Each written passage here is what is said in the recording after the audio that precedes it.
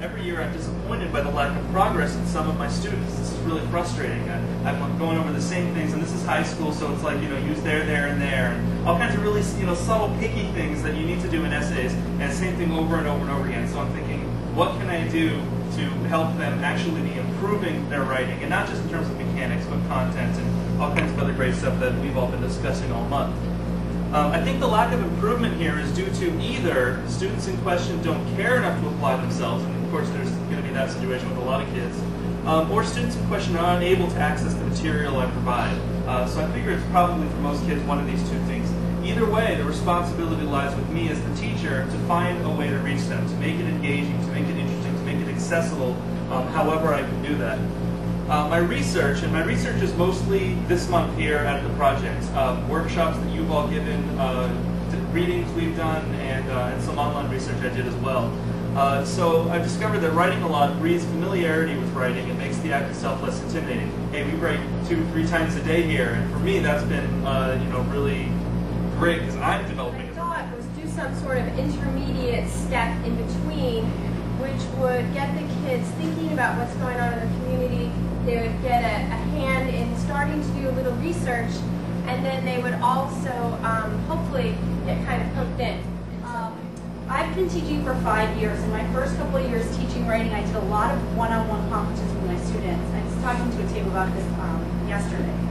And I always found like I was neglecting some kids. I could only reach a certain amount every day or every week, and I just felt like I wasn't providing enough time for them on revision. So I started setting up peer revisions. In my first year, it was, everything's always a learning experience. I felt like things went okay and some things didn't go okay. So my thoughts and questions about peer revision is, does peer revision help to improve students' writing? Do they revise with their peers' suggestions in mind? I hate not knowing if what is happening in the conference gets applied to when they go actually sit down and write. And how do we as teachers hold students accountable to provide productive feedback, and that this feedback is being used to improve writing? How can we make sure that it's being used and that the feedback is productive for the writers? So I wanted to look into how teacher preparation programs are preparing teachers for the teaching of writing, basically the foundation for what our students are doing in their classes.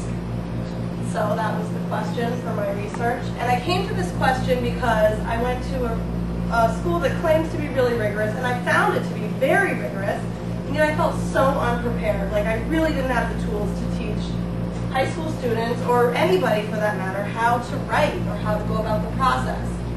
My experience with student teachers has shown me that they're even more unprepared. I'm shocked at how little direct instruction they had in the teaching of writing, and I'm also shocked at how little student teaching and observation and those kinds of active hours they're getting.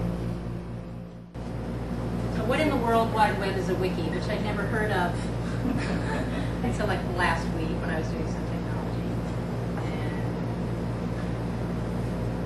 And I want to know how teachers can use technology in the classroom to enhance student writing. And this is still under development. Teacher websites, interactive websites, email, wikis, weblogs, and I'm actually thinking that I'm mostly going to focus on blogs for myself, but what are wikis? We'll get to that. But first, teacher support websites which offer support to teachers directly, and the problem is that there's a lot of junk out there. When you start surfing through, you get to people who want to sell you products rather than give you prompts or help you with what students want, or even getting feedback on your own teaching. Interactive websites allow students to actually interact with the computer. You have to be careful to find out, again, which ones are independent, and some are run by universities, some of them are not, some of them are trying to sell your students a product. This was a trend I began noticing towards the end of this year. I noticed all the students in my lower reading groups were boys. The 4 students that were pulled out of the room for Title I, all boys. 2 out of 3 of my IEP students were boys. When I went to pick students for advanced reading club after school, 2/3 of them were girls. So I was just wondering, is there something behind this? So I looked at some of the numbers.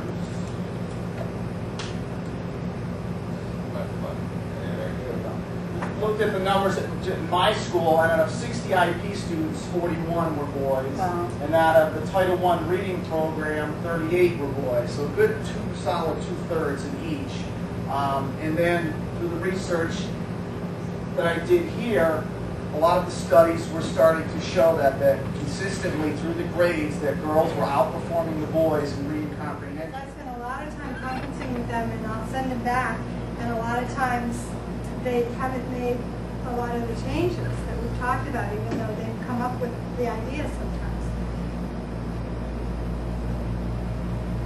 So, quick background information. This is based on a project I did in second grade, inclusion classroom with a wide range of English language learners.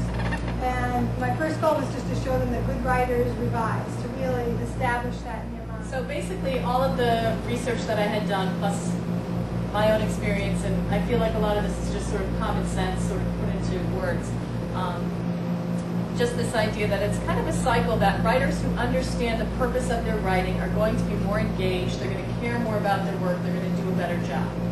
That's going to create more effective writing. And once their writing is more effective, the audience is going to give them this positive feedback that's going to create more positive feeling about their writing for themselves.